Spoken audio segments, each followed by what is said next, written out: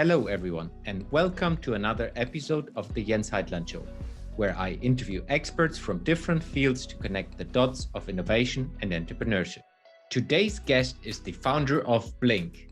Blink is a dating app that enables people present in the same venue to match and meet instantly. Please welcome to the show, Sabina Iman. Hello, Sabina. Welcome to the show. How are you doing? Hi, Jens. I'm doing well. How about yourself? Great. Great to have you on the podcast. Really looking forward to dive into the future of dating and innovation in dating and app development, all that kind of things. But before we do that, tell us a little bit about yourself. Who are you? What is your story? Okay, so I was born and raised in a small country in Azerbaijan. And while growing up as a child, I've spent most of my time there. Basically, when I was 16, I lived in the US for about 1 year as an exchange student, and that kind of changed my mindset and changed the way that I looked at things. And it was really hard for me to go back to Azerbaijan after that, because it was kind of like two different worlds. So the way that I grew up and then the year that I spent in the US. But I realized that it affected me a lot. I mean, I think my passion for entrepreneurship and for innovation was seeded back then when I was studying in the US school and doing all these projects and so on. And then, I spent 10 years working in marketing in Omnicom Media Group. So I worked as a strategist. I developed marketing strategies for big corporates. I worked with clients such as Visa, McDonald's, Mars, Wrigley, Schwarzkopf, Henkel. And while working in marketing, which was super interesting, and especially when it comes to the advertising field, it's super creative. You have to do a lot of innovation. And in most cases, there are small clients with small budgets, and you have to really be creative about how to create something that works for them. So I think that those 10 years has shaped a lot of interesting skills in me that helped me in my present role. But then I started to be interested in tech.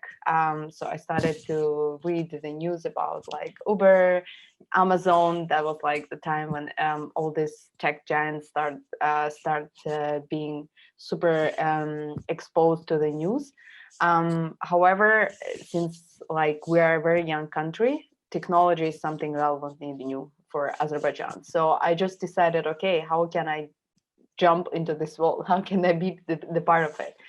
And I decided that I will do my MBA in Spain. So I've got admitted to IE Business School. I studied for 1 year, and while why IE is actually very well known for entrepreneurship and innovation.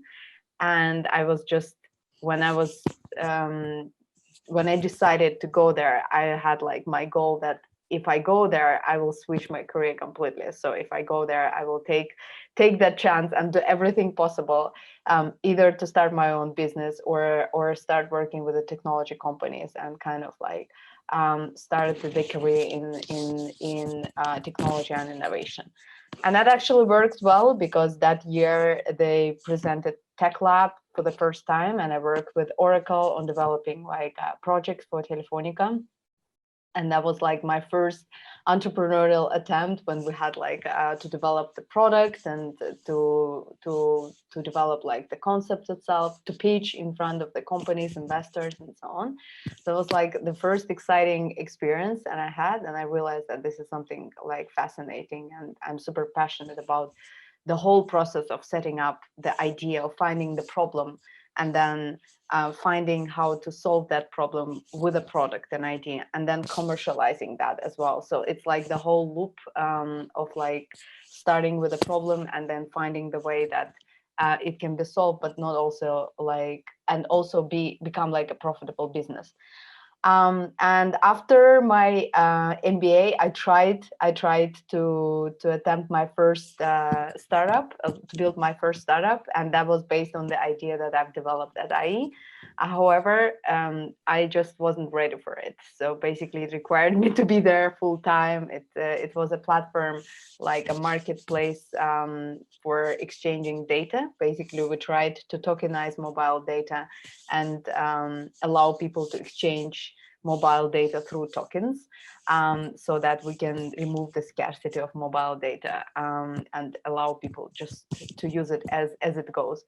But apparently it required me to be like 100% on it. And back then I just moved to this new country. I just graduated. I had my daughter, and I couldn't imagine how the life would be if I don't have like a stable job and stable income. I had to pull off, and unfortunately, I believe that that project was like could have been become very successful, but I simply at that moment I wasn't ready, neither in terms of like skills, nor in terms of like being ready for the entrepreneurial journey, or roller coaster. So I worked for the company, and I consulted B2B tech startups. That's where I learned a lot about like B2B technology, about sales as well, about go-to-market strategy. And that's when that was the time when I was like closest to the startup environment, and I was able to analyze different startups, their different growth stages, and see what mistakes they did, learn on that. Basically, it's so that I can get that knowledge for myself. And then COVID happened. So when COVID happened, I lost my job. I couldn't go back to my country because they shut down the borders. So I was just in the state of like, it was like a universe telling me that, okay, maybe it's time to change something in your life and do something that you really wanted. And back then already, while I was working, I started to think about Blink. So that was when my idea was born, and I started to do like some side work and work on weekends on developing the idea and the concept of the product. So when COVID happened, I just said, okay, maybe it's time. Maybe like everything is just aligned for me to see that I've lost my job. I got rejected like probably several times from like all tech companies that I applied to. And I said, okay, maybe this is the time when I can start thinking about what I was really passionate about, and started pursuing my own dream. So that's how Blink was born, basically out of the circumstances, where when I was pushed and left without the job, I decided, okay, maybe it's time to really dedicate myself to that and build up the team, and start rolling this out. Great. Interesting story. So I want to dig deeper into a couple of your story parts before we go into Blink. So you mentioned the roller coaster of entrepreneurship. What do you mean with that?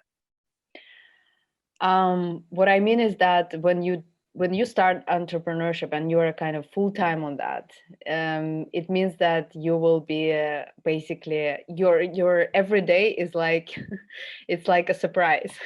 It's really hard. I mean, for me, it has been hard because I'm also an immigrant in another country. It's not my own home country where I have all the resources and I don't have to take care of a lot of things. Like, I think it's different. So basically, me being immigrant requires me taking care of a lot of other things that like people when they're in their own country don't do. And when you are on the entrepreneurial journey, it's like basically you're putting yourself out in the world and completely trusting the process without understanding where it can bring you. But you rely a lot on the help of the people, on basically on your ability to build those connections from the scratch in the country that no one knows you probably before. And I also managed to move to another city. So besides doing it in the because I've been living in Madrid before, and that's where I had my network. I had my friends from business school, and there I spent like about 2.5 years. But then I decided that for Blink, it's better if I'm based in Barcelona because it's the city for singles, and that's where the dating app would be like super cool, and people would be more interesting to try it out. It's also super international, and there are a lot of tourists. So basically, because of that, I kind of moved to the new city where I had to build all the network from the scratch. Mm, And yeah, and also being without the job with a child, I think that's like super intense in terms of like responsibilities. mm. And when I talk about roller coaster, it's basically, yeah, so one day you can have income, another day you cannot. One day you can stay in your place, another day you are ending up on the couch of your friend's house, and you don't know how long how long can that last. So at some point, I had the period when I was staying with my friends for about 3 months, unless they got so tired that they had to like politely say that it's time for me to leave. But because yeah, it was just the beginning of the journey. We didn't have any investor. We just started like to build up the first UI of the product, and of course we started to apply to the some accelerators and try to get the investment. But basically it's like that. So you have to find the balance between like maybe finding your also some personal projects that you can cover the expenses, Mm, or yeah, before you start building it, and then while meanwhile you're also like looking for investment. So it's like super unstable. And of course one day you feel like everything is perfect and everything is moving great and you're doing great, and you believe in yourself, you're super motivated. But then there is a day then you're like, oh my god, what I'm doing. Maybe it's like, is this normal? Maybe right. like any normal person would probably like at some point give up and say, okay, like I want a normal life.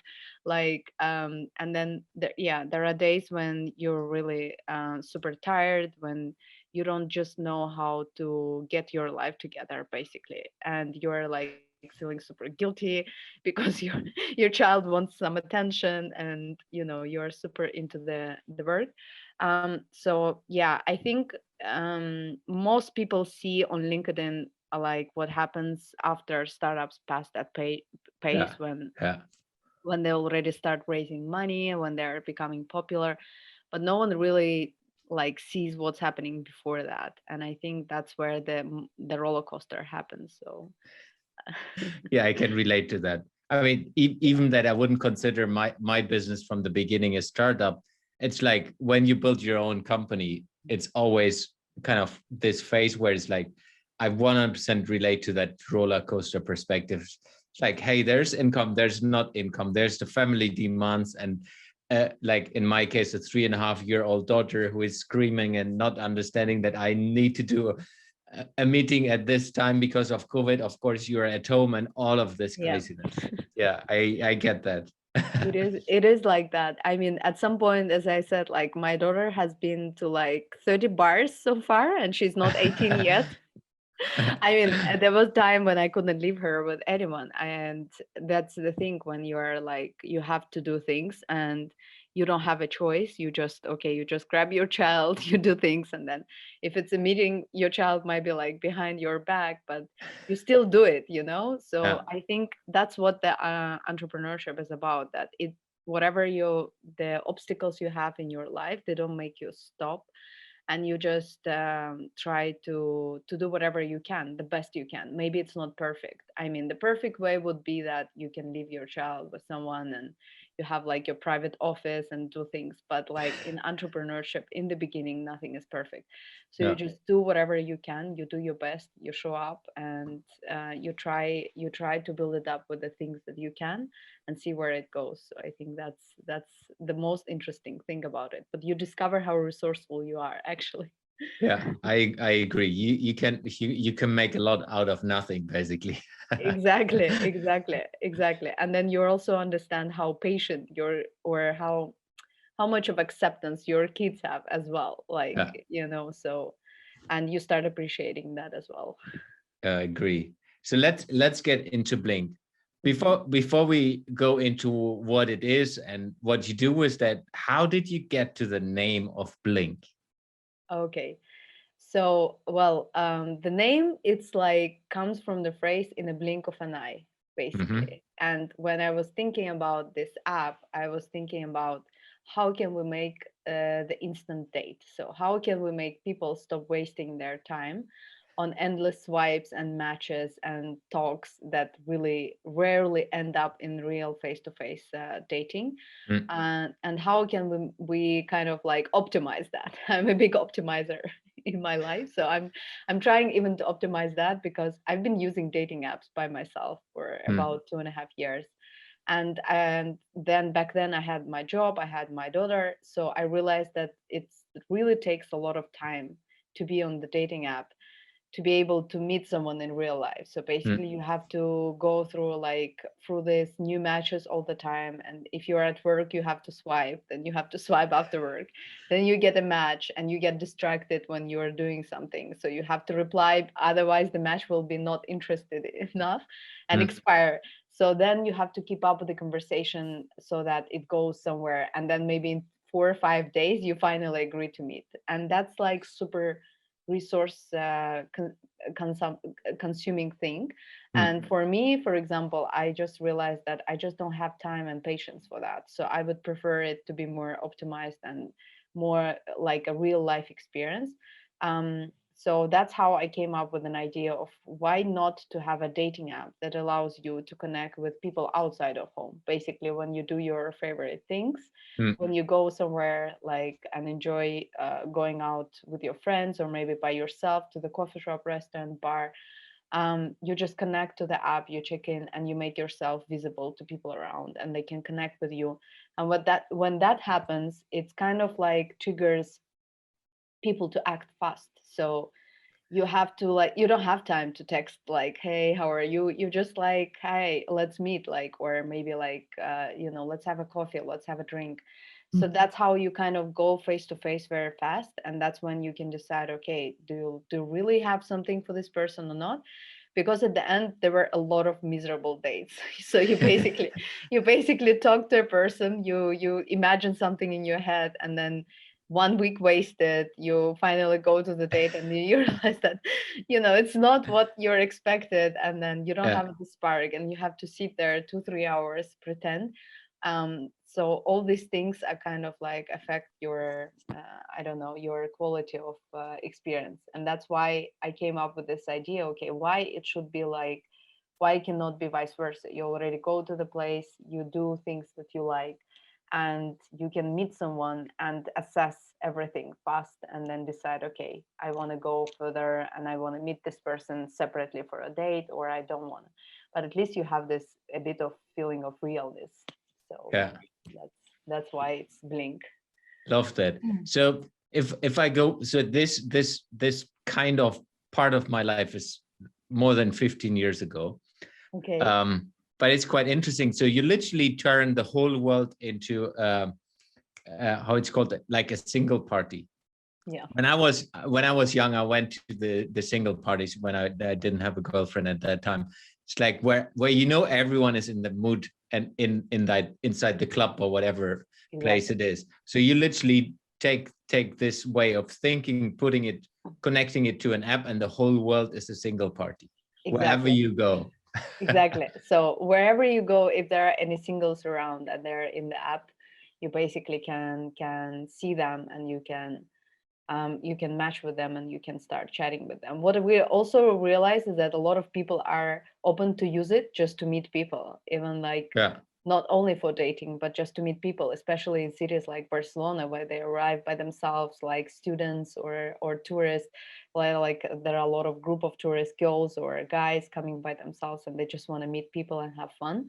Yeah. So we discovered that the app is like can become a tool that helps them to do so. So that's one of the things that how users would like to use it as well. Yeah, that's cool. So how does it work? So you download the app, Yeah. then what is the next step? So you download the app, you register, and then you give permission to your geolocation. Mm. And when you open up the app, you see the map with places, and you see the cards with the restaurants and bars. And if someone has already checked in, you are able to see their profiles. So who is there? So you basically see the list of places, and you see the small pictures of people who are at the place at the moment. That's And cool. and then you have the choice. You have to go there to be able to swipe them. So you cannot swipe them while you are at home for now.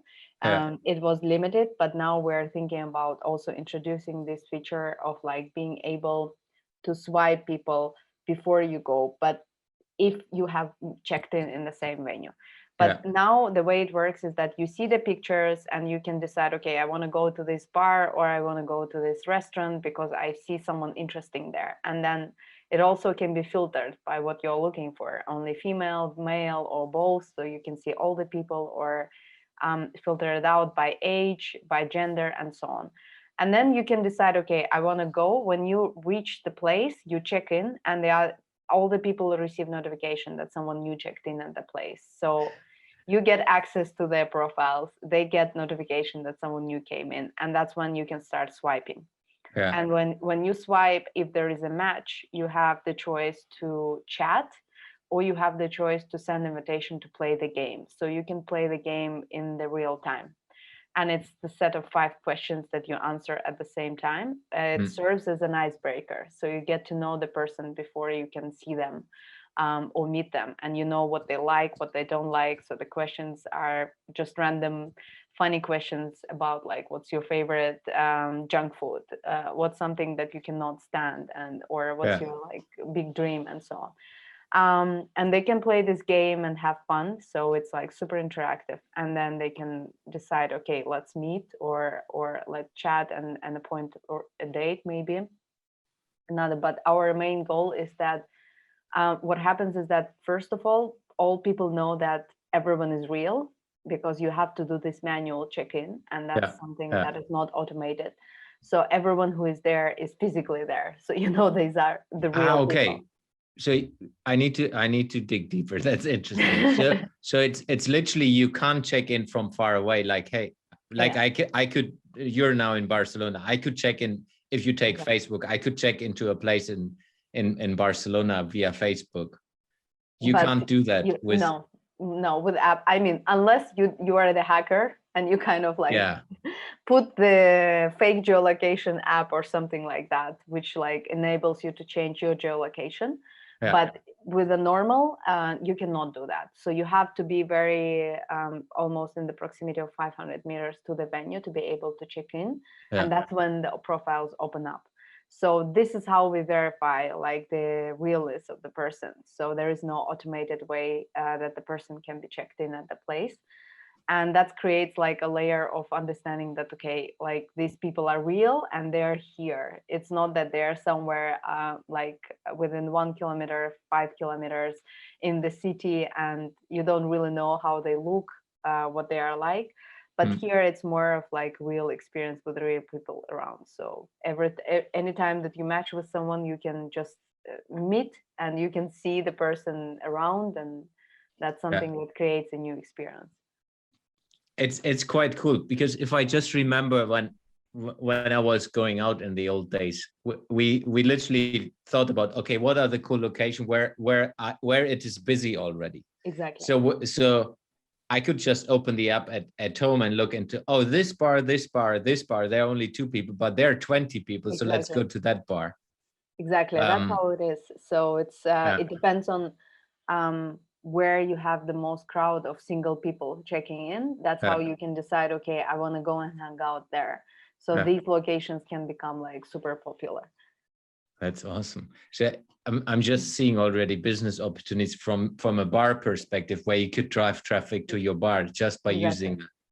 Exactly. That's awesome. That's what we're also trying to set now. Now we have this partnership with 30 places. So it's basically the people, every time that people check in, they kind of drive new traffic. So they are announcing other people on the app that they are there and creating like an interest. And that's kind of something that that makes like that brings new customers to the bar. And I think after COVID, it's something that the bars and restaurants have been looking for. Oh yeah, because they have been like in a lockdown, especially in cities like Barcelona, and this is like something fresh fresh for them, or a new tool that have not been used before. And we are also having like a traction, how many people checked in at some venue, Yeah. how many people matched, and so on. So we can share that with them so that they know exactly how many people have been on the app in their place. That's awesome. And then they can compare it to the revenue they got to the and on the day or evening and see the correlation to that. Exactly. You see already my head is spinning. So you are. what is the business model of it? Do you need to subscribe to be a member, or how does it work?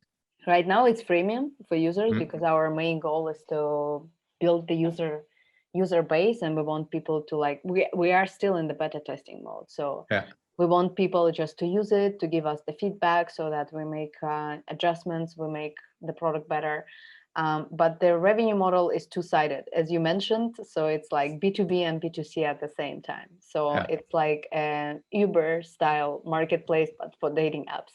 So we will be charging people for premium features, and it comes as a subscription monthly. And then we have an option that's pay as you go. Basically, you select the number of days that you want to use this special feature, and you get the total amount for this number of days. So you pay, and then you never worry about your card being like on the subscription, which is a huge pain point for many people because they don't realize that they're on the subscription, and sometimes it's like renewed automatically.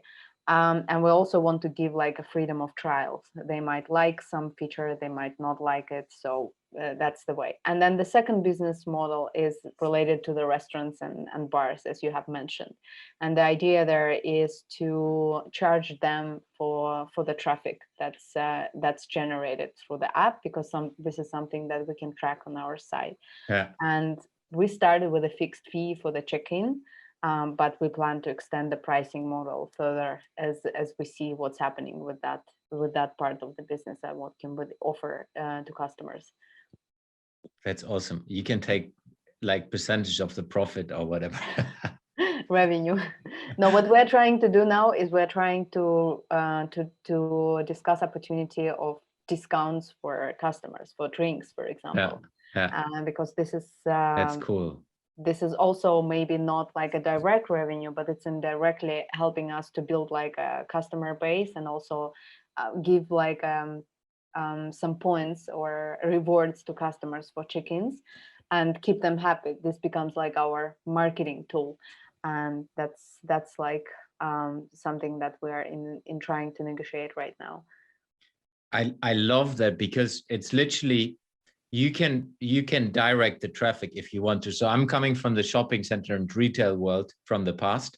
You could, if you think about putting that into a shopping center, you could say, hey, happy hour and that bar from 9 to 10, and then you direct them to the next bar. And just doing this experiment will enable you to understand and see how you can help other. Like if you would place the geolocation inside of a shopping mall. Fascinating. Love that. No, it is. We already have these push notifications like that we send out from Thursday till Sunday. We usually have like a special like hours, blink hours in the bars. So we send out the push notifications that you can be having like a free drink if you check in from this hour to this hour in this bar. Right now we are able to handle only 3 bars. But we are testing this model and seeing, okay, how people react, how many people we're actually seeing checking in. And then once we are able to kind of see the results of it, we can scale it. But it's also me running between 3. Right now it's a small team, and that's why we cannot like really do it with large scale, but it is scalable. So it's the matter of like now testing the opportunities and then scaling it further. I see huge opportunities. For me, this is something, I mean, huge. So, and you're right now only in Barcelona, only in Spain, or how is that? Yes, for now we're active only in Barcelona and only like with 30 places. because this was like our first milestone that we needed to reach to understand if this is something that would be interesting for people and for the bars, and what's going to happen further and so on. So we have started with Barcelona, but right now we have just recently opened our new funding round, so that we're able to get support and funding to be able to scale to other cities, because we see a huge potential. For example, in terms of the dating apps, when you look at Europe, there is like a huge usability of dating apps in Germany, like in cities like Berlin, for example, Paris, London. And these cities are super interesting because they are also like coming back from the COVID restrictions, and people are like using dating apps a lot more, I would say, even more than in Spain, because in Spain it's open culture. People don't need really dating apps to get to meet someone. It's like more of like open conversations. So although there is like, of course, like the usage of Tinder is super high in Spain, but when you look at the whole map of dating apps, like in Europe, it's UK, France, Germany, the biggest markets, and then you see US as the largest dating app consuming market. That's why we're super interested in also like being in these cities, and we think that Blink has a huge opportunity there. Definitely. Yeah, I see that. So let's look a little bit into innovation. So how do you see the dating development, or what do you see in innovation in dating going forward? I mean, we are now coming out of a pandemic, kind of going back. We don't really know what's going on.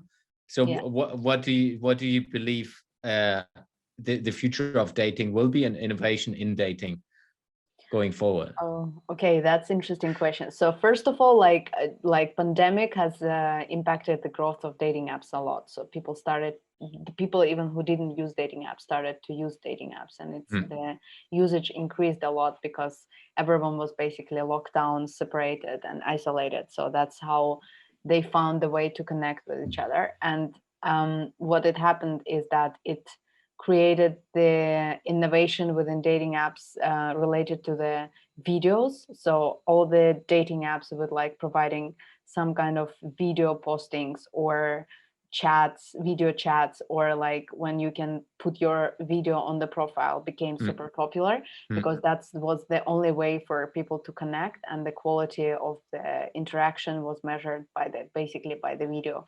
And I believe that the future of the dating apps would be going more into like showing or creating the experiences where you can assess the realness of the person, and you have the less difference between how the person presents himself on the dating app versus the real life. Some apps are doing it through the technology, and that's, as I said, like there is an app, for example, that's pressures users to like that allows users to place videos. So when you open up the profile, you don't see the pictures, you only see the video, like a TikTok video, for example. And I believe that there will be like apps that will be pushing this type of tech innovation through the tech features, and that will be mainly linked to the video, and making it more live. And there will be apps like us pushing through the like making the experience location based, where you can basically connect people in real time.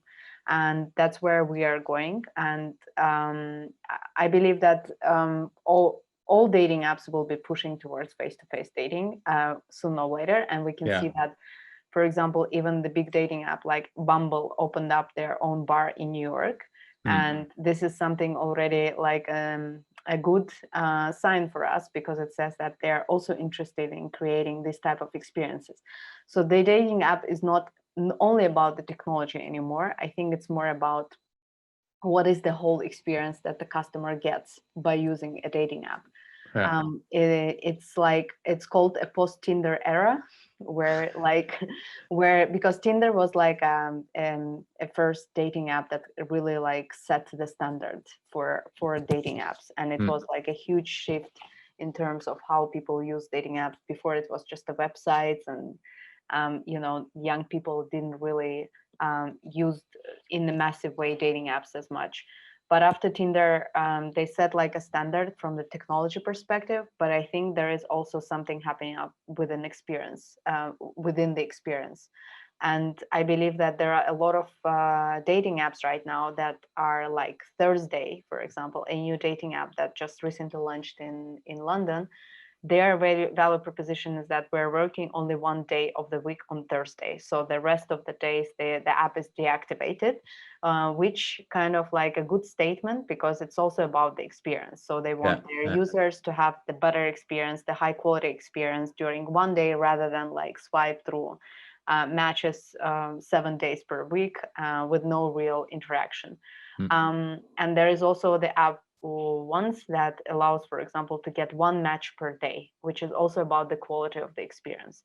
That's what I think the future of the apps would be moving towards, that more, providing more quality experience, maybe less matches, less opportunities, and more experience. And that's kind of like will help people to avoid the paradox of choice. And this is where we also see ourselves in, because we cannot match a lot of people within one place. At the end, you will have less choice. And this is okay for us. But at the same time, that choice might be something that's good for you because it's real and it's in the moment, and you already have a lot of compatibility if the person comes to the same place or prefers the same type of places that you do. So it's kind of organic way of matching people or helping them to get to know each other through the app. I believe there is a huge opportunity there in the enhancing the whole experience for dating. Yeah, it's cool. I really love the concept. Would have loved to have that 20 years ago. Yeah. But at that time, there was nothing literally. Yeah. It was old school, meeting each other. But that's how, what actually it's funny because that's what we want to bring, like through the app we try to bring how people were used to meet before. They were going to certain places and then they were talking to people and kind of getting to know each other, and they already knew that some people come to this place every weekend. So it's like that's how people get to know each other. And it also depended on your lifestyle. So if you were a clubber, you probably like met someone that you liked in the club. If you were like a nerd spending most of your time in library, you probably met in library. And that's what we want to bring. So we want to bring people opportunity to meet someone similar to their lifestyle wherever they go, because we plan to also expand it to workspaces, gyms, museums, and like libraries. So basically wherever you spend the most of your time, you can just get to know the people there. If you are, of course, if you are bold enough to just speak to anyone, that's great. But if you're not, then that's where the app helps. Yeah, love that. Really cool concept. So I would like to transition to the last part of the podcast, which is a couple of questions I ask to every guest. Okay. Question number one is, if you would have the opportunity to work on a project, work with the project, own the project that's impacting every human being on Earth, what project would you decide to work on and why?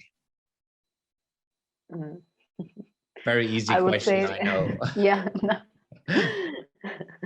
Well, I think like it's actually very easy because recently I was fascinated by what Virgin have done with a galactic traveling. So I think if it would be something I would go with that, either SpaceX or Virgin Galactic. Basically, I think that's something like very fascinating, and it impacts everyone on Earth because it allows us to break through our restrictions of traveling to the space, and and give everyone a chance to see the world from another point of view. And I think that's like something super exciting for the upcoming generations. Because for us, it was like we were able to view the space from the books and movies and everything. That was like the limit. Max, it was like virtual reality. And imagine that now every human being will be able to travel to space and see that from there. own perspective, I think that's like super impactful, and I would love to be the part of that if I could. That's a great one. Next question is, where will you be in a year from now? And you can answer that personal and or business wise. In a year from now, well, personally, I think I would love to be somewhere in the US. That's like my goal that I have for myself. Probably like I would love to try to live in the US, especially New York, and I would love to see myself in a year there. And business wise, of course, like expanding to that amazing city as well, because I see that there is a huge potential there. I'm not sure that we can do it in a year, but I would love to at least have the plans and goals to start there, and have Blink being used in New York, for example. Yeah, great one. Yeah. Next question is, how do you keep yourself informed, up to date on the topics you're interested in? LinkedIn.